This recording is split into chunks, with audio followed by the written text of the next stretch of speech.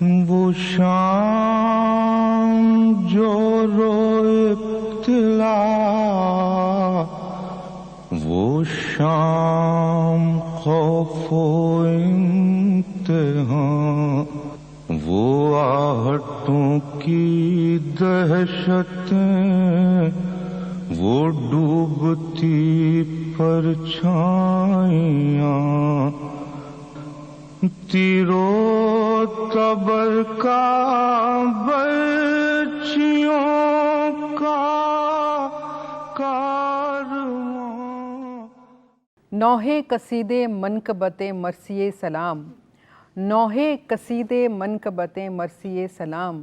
بخشا ہے یہ ادب کو قبیلہ حسین نے۔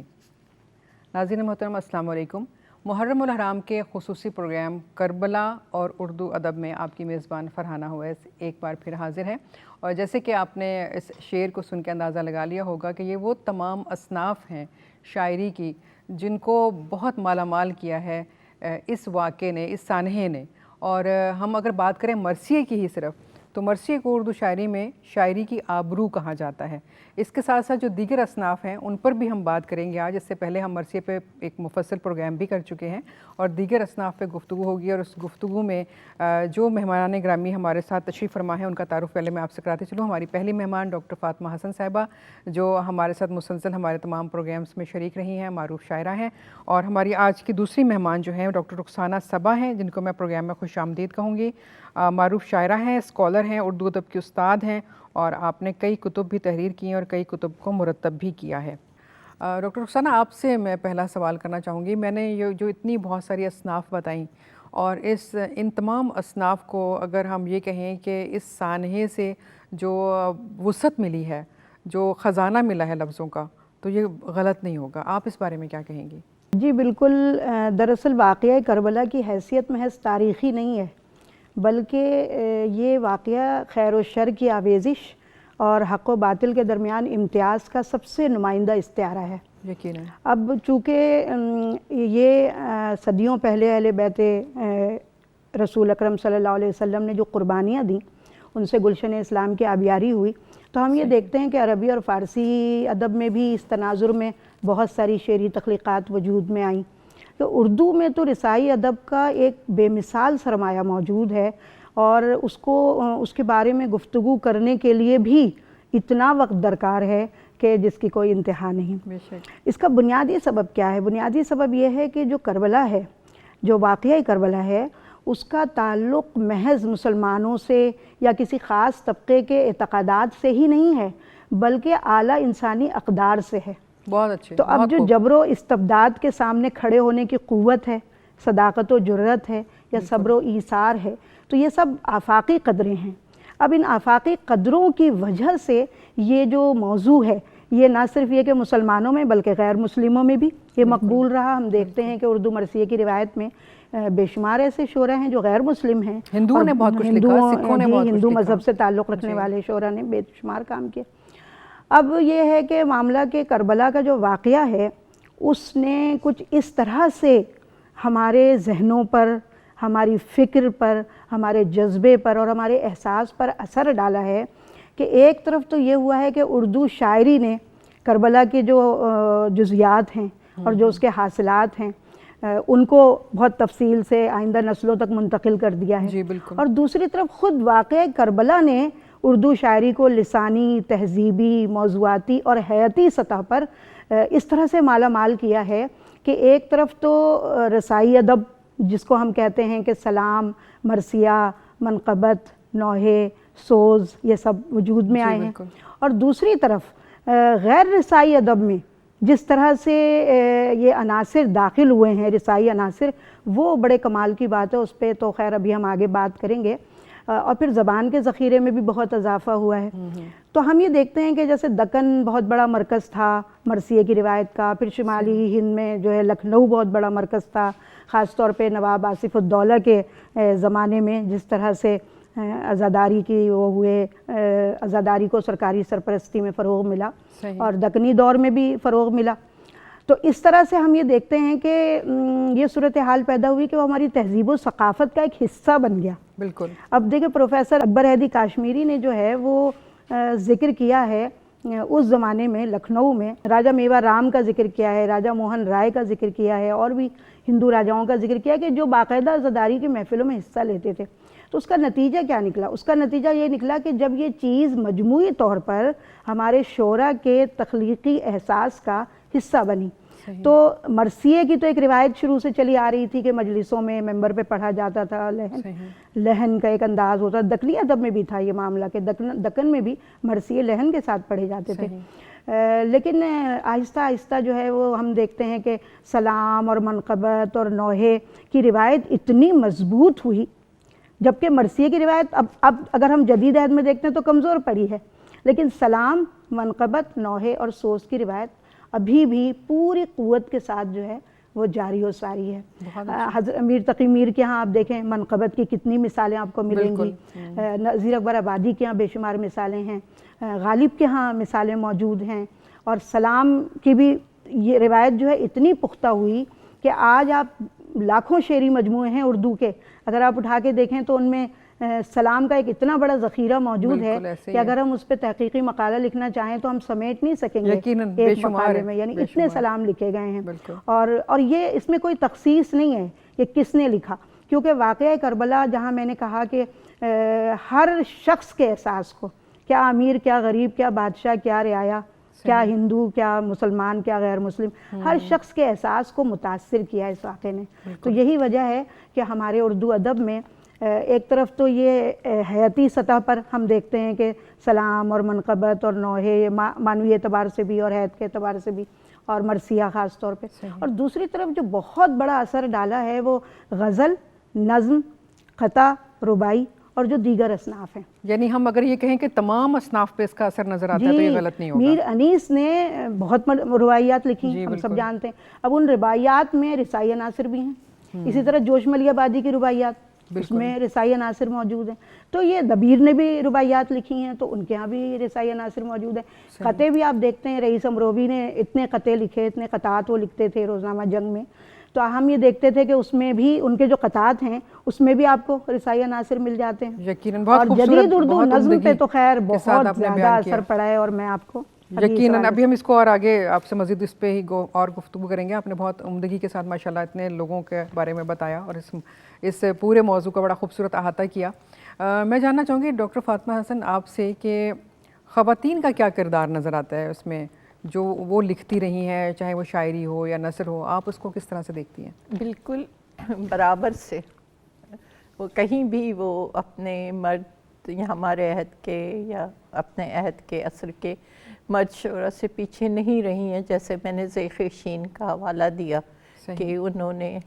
لکھا، اور جدید عہد میں ابھی پروین شاکر پہ بات ہو رہی ہے، یہ خود یہ رخسانہ صبا یہاں بیٹھی ہوئی ہوں ان کا میں ایک شعر سناتی ہوں کہ لبِ ساحل کڑا پہرا لگا ہے اور ہم ہیں، سفر ہے اور دشت کربلا ہے اور ہم ہیں. ان کی ایک نظم بھی ہے کشمیر اور کربلا. تو جتنی شاعرات ہماری، اور ایک اور چیز جس نے ہماری شاعرات کو بہت تحریک دی اور ہمارے لیے ایک آئیڈیل بنی وہ شخصیت، وہ جناب زینب کی ہیں. اور خطبہ زینب کو تقریباً ہر بڑی شاعرہ نے منظوم کیا ہے. اب یہاں میں پھر چونکہ وقت مختصر ہے تو میں 3 دور لے کر آئی ہوں خطبہ زینب کے منظوم ہونے کا، اور میں نیچے سے شروع کرتی ہوں. یعنی ہماری بہت سب سے جو ان میں کم عمر شاعرہ ہیں وہ ہیں فوزیہ فاروقی، اور انہوں نے خود یہ پڑھاتی ہیں پرنسٹن یونیورسٹی نیو جرسی میں، ہندوستان سے ان کا تعلق ہے. انہوں نے خطبہ زینب لکھا اور لکھا ہے کہ زمیں اب دھماکوں سے چٹکنے لگی ہے اور آسماں سے ٹافیاں برس رہی ہیں، چیختے چیختے میری آواز کھو گئی ہے،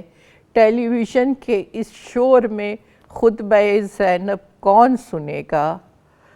مناجاتوں کا آہنگ نعروں کی ہولناکی میں تبدیل ہو گیا ہے. اب یہ ایک ٹکڑا ہے ان کی نظم کا. اسی طرح میں شاہدہ حسن نے پورا خطبہ زینب منظوم کیا ہے، چونکہ وہ بڑا خطبہ ہے تو طویل ہے. میں اس کا ایک حصہ سناتی ہوں. وہ کہہ رہی تھی قسم خدا کی حسین زندہ ہیں، وہ کہہ رہی تھی قسم خدا کی حسین زندہ ہے، ان کا پیغام عشق زندہ ہے، ان کا منشور تازہ دم ہے، یزید تیرے لیے تو ایک مہلت ستم ہے، کٹے ہوئے آج جن کے سر ہیں انہی کی سرداریاں امر ہیں۔ یہ شاہدہ حسن ہے، اور یہ میرے ہاتھ میں فہمیدہ ریاض کی جو ہمارے عہد کی سب بہت بڑی اور بہت معتبر نام ہے اور نمائندہ شاعرہ ہیں، انہوں نے پورے خطبہ زینب کو ایک طویل نظم میں منظوم کیا ہے، اور انہوں نے جو لکھا اس کا ایک حصہ میں سنا رہی ہوں۔ پا برہنہ خستہ تن گلیوں میں پھروائی گئیں، رسیوں میں باندھ کر دربار میں لائی گئیں،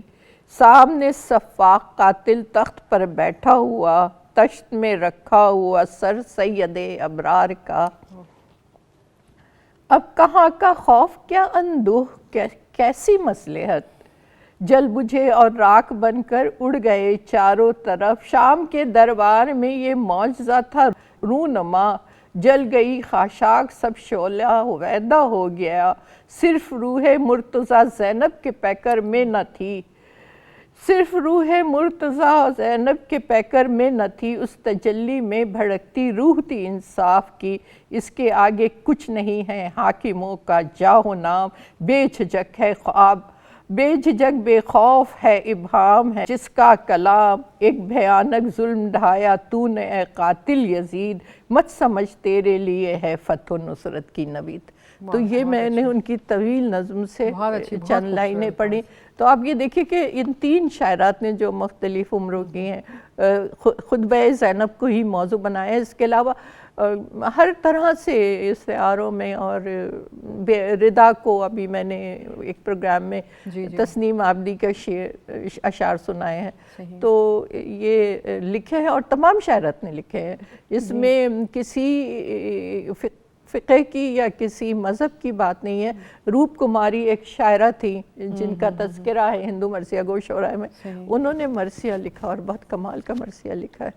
جدید شعراء میں احمد فراز کا نام بہت نمایاں نام ہے اور بہت زیادہ آپ کی شاعری کو پسند کیا جاتا ہے، تو آئیے نصیر مرزا کی زبانی ان کے کلام میں سے کچھ کلام سنتے ہیں۔ اے میرے سر بریدہ بدن دریدہ،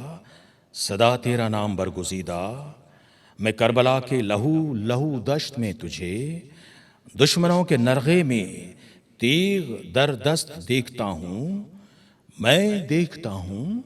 کہ تیرے سارے رفیق سب ہم نوا سبھی جاں فروش اپنے سروں کی فصیلیں کٹا چکے ہیں، گلاب سے جسم اپنے خون میں نہا چکے ہیں، ہوائے جانکاہ کے بگولے چراغ سے تابناک چہرے بجھا چکے ہیں، مسافران رہ وفا لٹا چکے ہیں، اور اب فقط تو زمین کے اس شفق قدے میں ستارہ صبح کی طرح روشنی کا پرچم لیے کھڑا ہے۔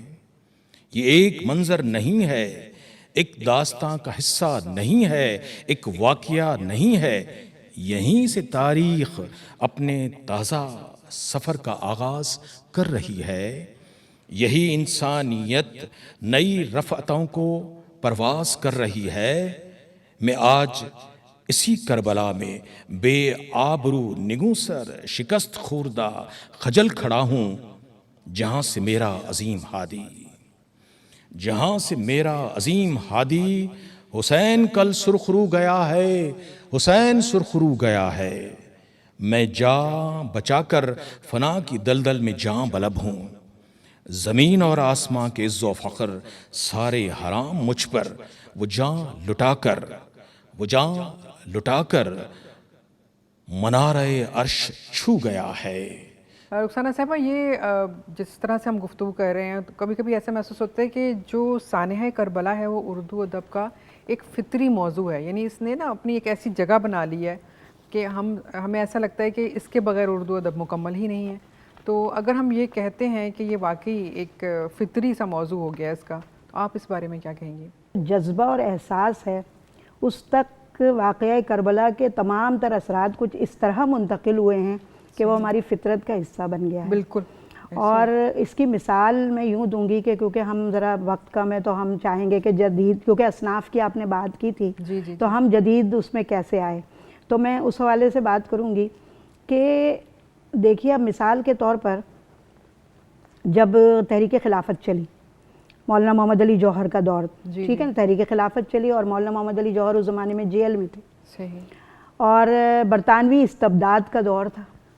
اب معاملہ کیا تھا اس زمانے میں، دیکھیں ایک تو وہ دور ہے نا کہ جو رسمی رسائی ادب ہے، دکن کا مرثیہ، لکھنؤ کا مرثیہ، ٹھیک ہے نا، اور ایک یہ ہے کہ جب بالکل ایک منقلب ہو رہا ہے کربلا کا استعارہ ایک بالکل نئے انداز میں، تو ہم اس دور کی طرف آتے ہیں کہ برطانوی استبداد کے دور میں جب ظاہریت پرستی اور باطنیت کی آویزش چل رہی تھی، یا یوں کہیے کہ روحانیت اور مادیت کی کشمکش تیز ہو رہی تھی،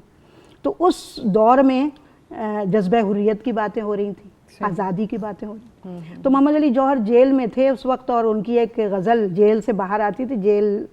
جو جیل کا داروغہ ہوتا تو اس کی مہر لگ کے، تو جی ہاں، تو وہ غزل ان کی باہر آئی اور آتے ہی مقبول ہو گئی، دور حیات آئے گا قاتل قضا کے بعد، ہے ابتدا ہماری تیری انتہا کے بعد، قتل حسین نسل میں مرگ یزید ہے، اسلام زندہ ہوتا ہے ہر کربلا کے بعد۔ کیوں ہوا ایسا؟ آپ نے کہا نا کہ فطرت میں کیوں شامل ہوا، اسی لیے شامل ہوا کیونکہ یہ اعلیٰ انسانی قدر ہے کہ جب بھی جبر اور استبداد کی قوتیں آتی ہیں، استحصالی قوتیں سامنے آتی ہیں، تو انسان کے اندر بھی سچ اور جھوٹ کا جو رزم ہے، رزم گاہ ہے ایک انسان کے اندر بھی، وہ مارکا چلتا رہتا، تو کچھ نمائندے ہوتے ہیں جو صداقت اور جرأت کی علامت بن کے سامنے آ جاتے ہیں ہر دور میں۔ تو یہ دیکھیں کہ ہم یہاں سے ہم دیکھتے ہیں کہ کربلا جو ہے وہ ہماری فطرت میں ایسے شامل ہو گیا کہ غیر رسائی ادب میں بھی اس کے انداز بدل گئے۔ ہاں البتہ یہ ضرور ہوا کہ اقبال کے ہاں اس کا ایک بالکل نیا رنگ اقبال نے اس کو دیا۔ ڈاکٹر فاطمہ حسن صاحبہ، آپ سے میں سوال کرنا چاہوں گی کہ جب ہم بات کر رہے ہیں جیسے مختلف اصناف کی، تو جب ہم دیکھتے ہیں ڈاکٹر علامہ محمد اقبال کی شاعری کی طرف، تو ہمیں ایک خاص ان کے شاعری میں اس حوالے سے ایک تحریک نظر آتی ہے، ایک فلسفہ نظر آتا ہے، تو وہ کیا پیغام ہے جو وہ اس حوالے سے یا اس واقعے کے حوالے سے دینا چاہ رہے ہیں؟ علامہ اقبال کا تو بڑا واضح پیغام ہے، اور وہ انہوں نے بار بار یہ بات کہی ہے۔ ایک تو شعر میں پہلے پڑھ چکے ہوں کہ غریب و سادہ و رنگی ہے داستان حرم، نہایت اس کے حسین ابتدا ہے اسماعیل، اور پھر وہ کہتے ہیں اسلام کے دامن میں اب اس کے سوا کیا ہے،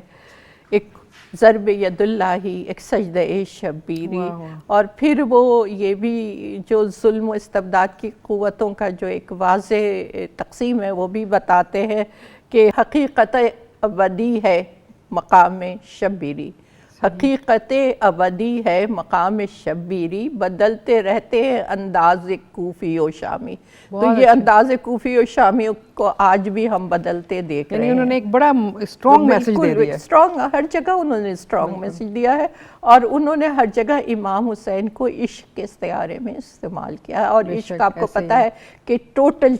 سبمیشن ہے، جس میں صبر و رضا بھی ہے اور قربانی و اظہار بھی ہے۔ میں نے ایک ان کی خدمت میں نظرانہ پیش کیا، اس میں سے چند اشعار سناتی ہوں۔ ثبوت جرت و حق گوئی و وفا زینب، مثال کوئی نہیں آپ کی سوا زینب، ہے استعارہ بلندی کا استقامت کا، ہمارے واسطے کردار آپ کا زینب، اور سجا کے آئینہ تذلیل کرنے والے کو اسی کا چہرہ وہیں پہ دکھا دیا زینب، اور ہوا ہے ظلم کہیں ہم کلام مسند سے، خطاب آپ کا پھر یاد آ گیا زینب،